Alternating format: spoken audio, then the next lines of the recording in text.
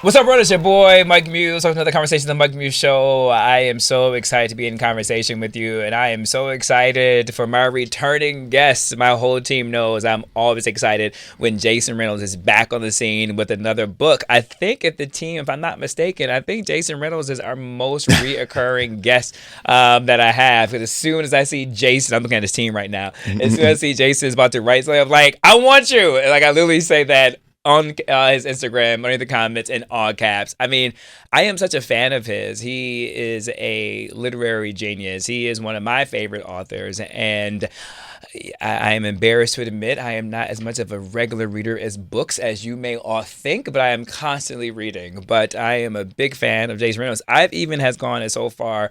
I love his brother so much. I've downloaded his audiobooks. I don't even usually like audiobooks, but I want to make sure that I have time to read it because there's something about his writing style that is so vivid. And I've been trying it out lately with Jason in terms of if I'm walking the streets of New York City, and particularly it's fall time now, to see how does his words capture the scenes I'm in, and is as a serve as a companion piece of the city, and it absolutely does for the fall. So I'm gonna stop acting like he's not in the room, and I'm actually gonna just look at him now for the first time. Welcome, the MacArthur Genius Fellow, Jason Reynolds. What's happening, man? I'm good, brother. Good to see you. Good to see you. Congratulations on this new book. Thank you very much. But before I do that, congratulations, MacArthur Genius. That is such a big get. Yeah. How do you feel to get that? I have goals and dreams of one day becoming MacArthur Genius, but I don't even know what I could even be considered for because I'm like, I don't know if I'm even special enough. That is such an honor, my friend. Thank you very much. It feels, it's humbling. It's impossible to not feel the weight of it, especially when you realize that you're in conversation with some of the most brilliant people in this country, scientists and artists and historians, and it's really a fascinating experience. I'm grateful for it, for sure. Where were you when did they call you? Did you get an email? Yeah, like, how does that work? I was in the crib. I was just sitting in the house. They had been calling me all day. Oh, wow. But I just, not familiar with the number. Yeah, I'm not answering the phone. And so eventually I realized that it's a back-to-back call. And I'm like, maybe this is important. Maybe it's my mom, right? Something's going on. And they let me know that I'd been one of the winners of the MacArthur this year. Did it kind of knock the wind out you a little bit? Or was it did. I mean, honestly, for me, Mike, it was just affirming. I think when you work in the space that I work in and you're writing about kids primarily and you're writing specifically about Black kids, it doesn't always feel like we're considered. Even though if you're a physicist or if you are a biologist or a historian, you had to start somewhere, and usually you started with reading as a child. And so the work that we do is a cornerstone to all the other possibilities and all the other dreams that do come true later on in human beings' lives. But we're not always considered that. And so it just was affirming and confirming that this is important work. Because this is also, too, like a road less traveled. That's for sure. As I'm thinking about you just saying that right now, I'm thinking about this. One, and you and I have often talked about this. I've kind of always been stuck on this data point about how Black children hear less words growing up, right? And the fact that as a result of hearing less words growing up, then there isn't typically what we consider like a large enough marketplace in terms of consumers that will gravitate towards that type of work, and in particular in the young adult space, the YA space, right? Yeah. What I was intrigued by is that I swear to God, Jason, every time you come on the show, it literally gets a big response. It's not even no cap, right? It gets a big response. And not that you even need any more affirming, but a good friend of mine, Shonda, I went to high school with her, white girl, lives in this really incredible city in the state of Michigan, no longer Lansing, Michigan, but it's more of I wouldn't say rural, but it's a smaller town. And she says that her children loves your books. And so she went crazy when she found out that you were on my show. And so I just think that is the power of the reach, right? And I think oftentimes I said that intentionally about a marketplace for Black folks. I knew I was going to go here and then add more context to that is that our stories are so universal, right? But oftentimes publishers, I'm sure in your space, and you can talk to about more, doesn't see that our themes are universal themes. Yeah, it's interesting. I mean, at this point in my career, I don't have quite as much pushback with the publishers, right? But when I first started, oh my goodness, nobody wanted to publish it. Anything that I was making, my agent pitched to everybody, and only one person bid. right? So we went wide with the book to all the publishers and all the editors, and nobody wanted to touch it. Just a regular story about regular little black kids.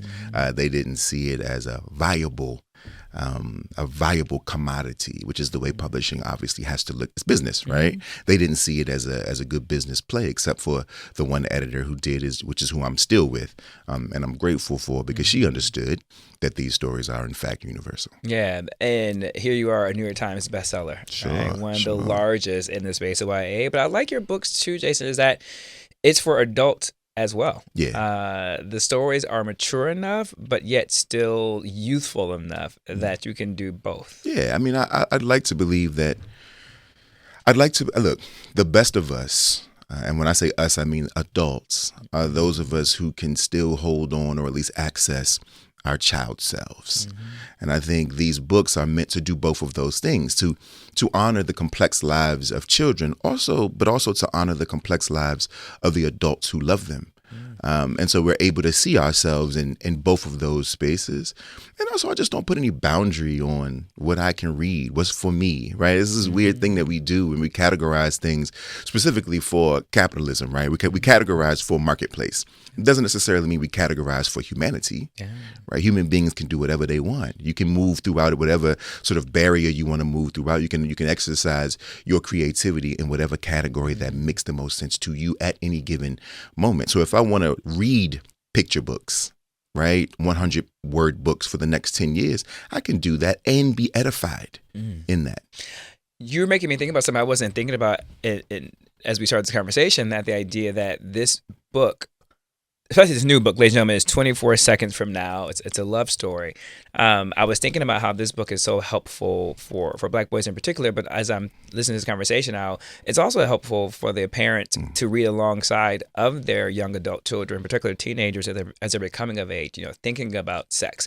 It could be like a teaching tool in terms of how to engage in conversation, because how you got into the head of the main character, Neon, is exactly how so many boys think, especially even as I was coming of age and as I was thinking about sex, right? Sure. It was really that. And so sometimes parents don't have the language to think about how boys like Neon are thinking. Yeah, and that's what I wanted. I wanted it to be boys like Neon can read it and feel can feel let off the hook a little bit, right? Can feel a little safer in their bodies, feel safer in their own minds. I wanted their parents to read it to say, look, there are ways for us to talk about these things. I know everyone is so squeamish about the sex talk, squeamish about the fact that what was once your baby now has sexual feelings, right? This is a natural part of our lives. And I also wanted some of the young ladies to read it so that they could have a peek into the psyche of their partners and their friends and their brothers and their cousins, that we're not feral animals like everyone paints us to be. We're not tough guys. We're not, and we know this about ourselves, but for some reason, no one else seems to know that we really are sensitive and tender and afraid and insecure and confused, right? We're all the things that everybody else is, but we never really get to sort of live in that reality, at least not outwardly, even though we feel it inwardly. I talk about that a lot lately in terms of education and the need for different types of education reform. And I talk about the studies and the data that suggest that Black boys in particular, unlike any other racial group, in particular gender, are like multiple times X to be suspended, or multiple X times to be put into detention. And we all know once you get suspended and detention, you end up falling back on your classwork. We're less likely to be reading proficient going into the fourth grade. And so all this puts us on this trajectory for more than likely school to prison pipeline. But I always say that oftentimes, in particular, as you're getting into like the fifth grade level, the math becomes more wordy. And so if you don't have reading comprehension, it's difficult for you to keep track of the math. And that's ultimately when you see us beginning to act out, not because we have a behavior disorder, but it's because it's exactly to what you're saying. We have these insecurities of not being able to read, right? We have these insecurities of not being able to do math comprehension based upon reading comprehension. And so our defense is to act out through comedy, through personality, right? Disruption, but it's all because of just the insecurities that we have. Absolutely, and I think as we get older, the way those insecurities show themselves, the way our secret and quiet feelings of inadequacy sometimes show themselves, is through an overcompensation through our sexuality, right? And so the way that looks, the way that looks at 10 and the way that looks at 19.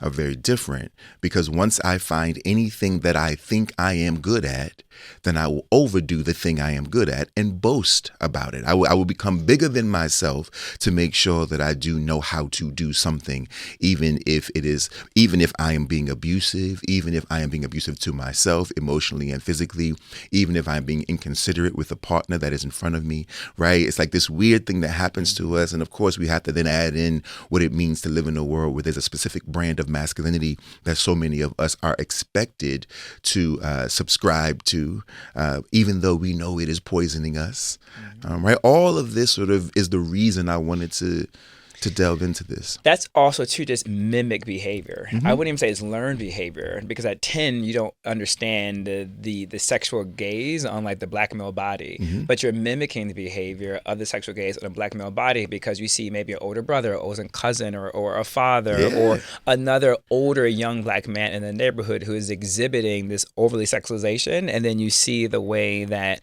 women and men fetishize over the black male bodies. And so if you're seeing that, if I'm at 10, then you automatically begin to mimic that behavior without even understanding the sensitivity and the nuance of it, to knowing that you're actually doing harm. It's funny because so many of us don't, you're absolutely right, and so many of us don't talk about this. For me, it was at 11 and at 12, right, middle school.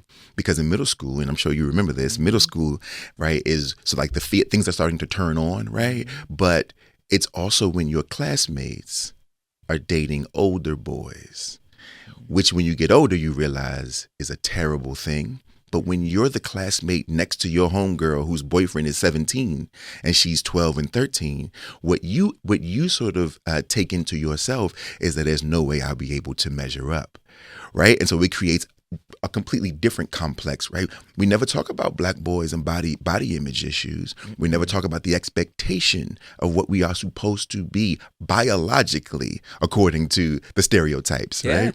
You're right. I mean, I don't mind being honest. I'll even go back to elementary school, and there's a guy named Lewis Jackson. I don't know where you are, Lewis, in the world, but Lewis was my age, but he just seemed 10 years older than me, being in my age. He had this gregariousness to him. Like, it was almost everything in him had been developed super early.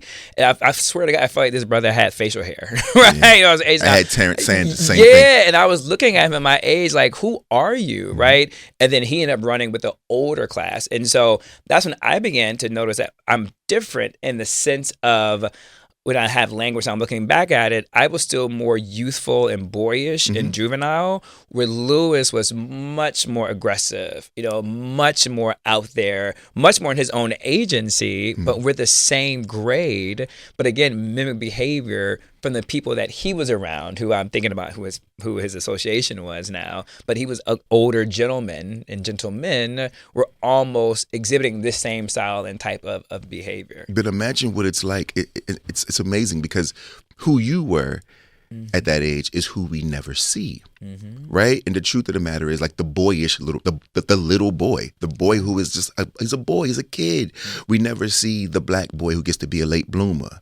We never see the black boy who gets to it's always like, I'm adultified and I'm cool and I know what I'm doing and I'm forward facing. I know how to move. I'm this, and it's like, no, there's a whole lot of us, most of us, who actually were you. Right, just a little boy who was a little boy, trying to figure it out. Had the naivete, exactly. Right? Like, who still just loved bike riding, exactly. Who still just wanted to go fishing, and deserve that. We deserve that, Mike. Yeah, we do deserve that. And literally, to your point, I didn't really peak into high school and peak socially, right? Like, I was a social kid in elementary school. I was even a social kid in middle school too as well. But I think Lewis, don't be mad at me. I'm gonna keep using your example. Love you, Lewis.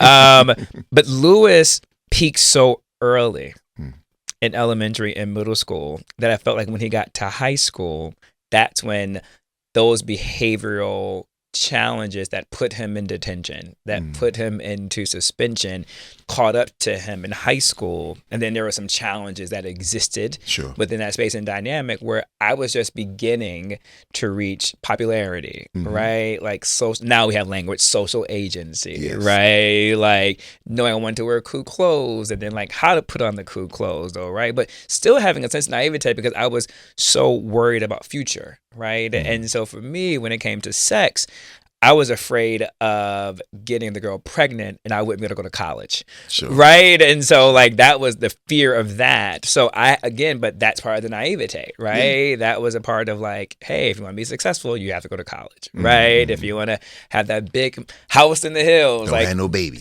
you can't have babies. So that was my birth control, right? Like most of us. Yeah, in the backdrop. But I love this line in the Instagram, and I pulled up your Instagram it's such a simple line. I wanted to make sure I quoted it exactly right. You say black boys deserve love stories too. And I thought that could be on a t-shirt. I just thought that was so profound. And I felt like that was the muse of this book. It is. The truth is just that. We deserve love stories, Mike. And we deserve sweet, tender love stories, right? We ain't never seen no black folks in a movie like The Notebook. Just a beautiful love story. But we know they exist in our communities. We know we have the capacity for that kind of love. We have exhibited it to each other, despite what the media says about us. I've never been loved more than by my brothers, first and foremost, let alone by the women in my life, right? My mother on down. There is a love that we possess that unfortunately we never seem to explore much through art and media anymore. I think that when we look at our music from the 60s and the 70s, and even in our generation, right, the 80s and the 90s, we still had love songs. My fear is that the kids today don't know what it's supposed to feel like. They don't know what a tender touch is supposed to be, right? They don't know that softness is a superpower, that kindness is a cure. And I think what I'm trying to say and what I'm trying to portray with these characters in this particular book is just that. You just mentioned, you grew up with with women and showing tenderness, right? As did I. I was thinking about that moment where, again, audience, you got to get this book, but the lead character Neon, where Neon, he talks about the tender kiss on the forehead, to his grandmother, right? And the way he's kissing the lead female, Aria, in this space. But he's like, it's same but different. Right. And I think about oftentimes, like, how many times sometimes our black boys just don't have affection, right? Or like grabbing them, hugging them, kissing them on the forehead, or for the black boy to feel comfortable kissing even the grandmother, the auntie, like on the forehead. There's something about the tenderness, I think, of a forehead, which is so different than a cheek. Is that an intentional choice? That's why you said forehead versus the cheek? Of course. To me, a forehead kiss is to honor the thing that makes you sentient. Right, to honor the thing that actually makes you who you are, right? The thing that is sort of moving all of the parts of you and making the parts of you animated, that keeps you animated, right? Which is the brain, right? Your mind. It's a special thing to kiss somebody in the most important organ that they have, right? Which is the mind, the brain. And I think it's a kind thing. I think it's an intimate thing. It's an intentional thing, at least for me, and for my family, and for my father, who kissed his boys like that, for my mother, who kissed us in that way, right? And for me, who kisses my nieces and nephews and my little brother, and all the people in my life on the forehead. It's a beautiful thing. I was just having a conversation about that recently. I said, you can tell a guy who grew up being kissed by his father and being kissed by the adult men in his life. And you can tell there is a comfortability that they have with who they are. Yeah. And there's a comfortability they have with intimacy. And intimacy doesn't mean sexual intimacy, right? Just closeness. Yeah, connection. You can tell they're more grounded than those who've never had that interaction. I swear to God, sometimes if I hear that word pause one more time, right, through conversations. That's a whole other conversation. I mean, we'll talk about that the next time you come back, because you come back and you write another book too. So you have more time to talk about that. But I'm like, these are people who have not been loved, right? Who never felt loved. And let's just stay there, because now that we're here, I want to ask you another question about choice. Now that we know that the forehead was intentional, did you intentionally separate where you say the line in the book where you say, I kiss my grandmother on the forehead, I kiss Ari on the forehead, but it means something different? Yeah. Because I think for him in this moment, though he's honoring them in similar ways, his feelings for Aria are different. right? So his feeling for his grandmother is that a grandson has for his grandmother. I love this. I love you, and I love all the things that make you you, Granny, right? Like you're my grandmother. But when he kisses Aria on the forehead, it's I love you, and I love all the things that make you you, and how they make me feel. And that's a very different thing. Brother, what you're teaching is like one, just emotional intelligence, right? But then you're also teaching both Black boys who are reading this, or just boys in general who are reading this, but then also to how the parents can talk to their kids, in particular Black boys in particular, because of this toxic masculine, hyper masculine world that Black boys have to exist and also to pretend and be performative of. That there's a difference. Like you can be affectionate, and there's different types of affection, right? Affection doesn't always mean sex, nor sexuality, or interest, right? Exactly. I mean, I tell people all the time, I was an art kid. And when you grow up an art kid, you have gay friends and queer friends very early in your life, right? And it was never strange for me to see two boys kiss because my daddy kissed his sons. Yeah. I couldn't understand what the big deal was, right? Yeah. It's like, oh, yeah. Like, my daddy kissed me. Yeah. Right? Doesn't seem to be any problems when I see him kiss my older brother. Doesn't seem strange at all, right? And I think, and now at this age and at this point in my life, oh, what a freedom, Mike! What a freedom! I'm glad I don't have. Look, it will be disingenuous for me to say that there isn't still some undoing. Of course, because I live in this world, in this body, right? But what a freedom it's been for me to stand in front of my friends and weep whenever I feel like it, and feel no kind of way. It doesn't bother me to tell them that I'm afraid, right? That I feel insecure about a particular thing. It just doesn't, I don't have whatever the blockages are that are supposed to have been built up over the course of a 40-year life.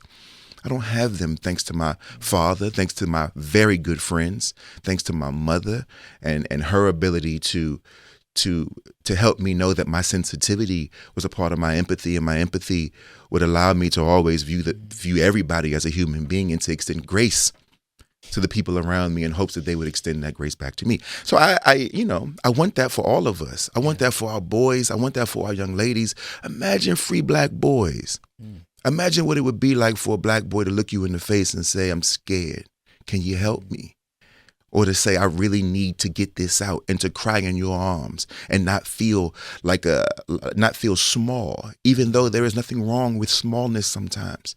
Yeah. There's nothing wrong with these things. And I really hope, and Mike, I'll be honest with you, not just with this book, but with the entirety of my canon, when my career is over, when it's all said and done, I hope that when I look behind me, there's a whole bunch of free men who started reading these books when they were kids, who now know how to better love themselves and the people around them.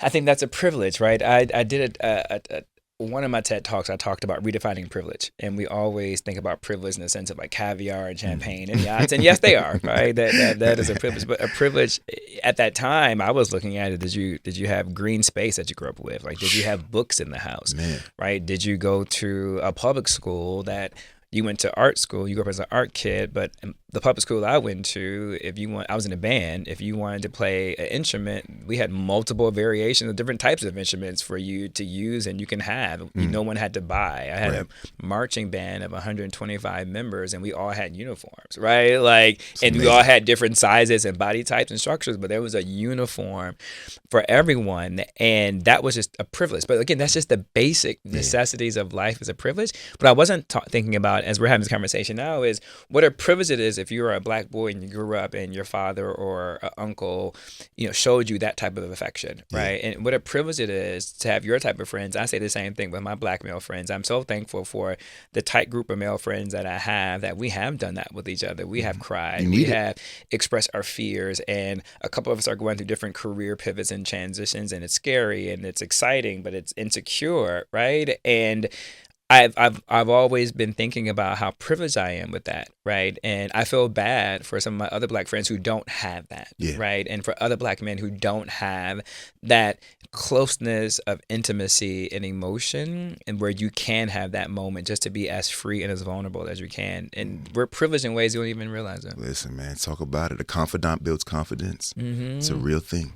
I want to talk more about your use of color in this book. Like it is, you use color in your other books too as well, but I just feel like you just leaned in really heavy into color. Yeah. Talk to me about why. I mean, It's beautifully descriptive. That's why I was talking about. Let me try this in the audio. I mean, honestly, Mike, I'm always trying to figure out how to be multi-sensory. I think that I know my reader.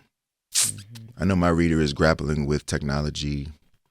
I know that technology, the blue light of technology, is far more stimulating than black ink on white page. So my job is to try my best. I can't fight against it because I can't win that fight. And so I can try to sort of pull what I can from technology and figure out how to work some of that into the book, whether it's the usage of color or smell, taste, right? Sensory details to try to figure out how to keep young people engaged. Now, there are things in this book that symbolize things, right? Color is a part of that, but I won't give away what they mean. Don't do that. I never do. That's okay. Because I want people to think it through for themselves and see what it does for them without me giving away some of the answers. I think I respect my reader enough to allow them to reason. I mean, it creates a beautiful world. Thank you. Like it really creates a beautiful world that allows your imagination to flow and to think about how those colors are blending in. I mean, even his name. Yeah, neon. Yeah. You know, there was a thing years ago I used to say to myself, and I'm going to say it on your radio show, and somebody else will trademark it, and then I'll be mad. Right? Yeah. But, I really believe that black is a neon color, right? I think that we are a neon people, right? Some people say that black is the absence of color, right? That it swallows up all the color. But I actually think that black is the one that glows in the dark as it pertains to us culturally, right? We are fluorescent humans. Right, fluorescent, and I want us to feel that way, and I want our kids to feel that way, right? You are a neon color. Black is a neon color. Boy, I feel like you and Beyonce are exactly the same. You guys leave so many. Y'all heard that? You guys leave so many. What do they call that? Easter eggs? Is that the thing? It was like always hints and clues along the way. I mean, just audience as we were talking, I was just thinking about the idea that Aria, I've been looking at the name, just Aria as a female's name, but Aria is a musical term, and she comes from this musical family, but she's the one, I thought about absent, she was the one absent of the musical talent. Absolutely. And so the fact that you gave her the name of a music, my God, you are deserving of this MacArthur genius. Like, you just have so many layers. And even, we're here, even instead we're talking about sensory, even the use of food. Even the use of food is a sensory. Absolutely. And it was very specific. It's very specific. It's a very specific type of food that he uses. I don't want to give too much away now. Since we're teasing things. You're reading the book. The food is a part of it. The door knockers are a part of it. The dog is a part. All of it is sort of symbolic of a lot of different things that I hope the reader can play around in that sandbox and see if you can sort of figure that out. The dog for me was reminding me of like Linus in his blanket. Right? Yeah. Like this. I mean, look, there's a question. I mean, listen, dogs are. There's some things that could be considered when we talk about puppy love. That's where you're going with it. And there's more, but I won't give it all away. But there's something to be considered when we talk about puppy love. There's something to be considered when we talk about attachment to the puppy not being the most attractive dog, but still being so loved. I think that young love is often messy, but it's radical. I think it's the most radical love that we have because it's the most transformative, right? Whatever happens then will sort of show you who you'll be for the next few years, and either you'll therapize yourself out of it, right? Or it'll help to make you whole. That's so interesting. You talked about this radical love, and immediately I started thinking about my nephew, Diamond. And your nephew's name is Diamond? Yeah, his middle name is Diamond. That's awesome. First name is Michael. His middle name is Diamond. That's cool. Yeah, and he has this radical love about him, and that's so interesting you say that because if I can think about this dog, this puppy, for instance, he and my sister found this puppy at a shelter. And so it was a shelter dog that they found. And when I tell you, it was the ugliest dog, just as Neon describes his dog in the book. Yeah. But I even grew to love this dog Sure. in all its ugliness, That's right? okay. And it became the most beautiful dog that I've ever seen.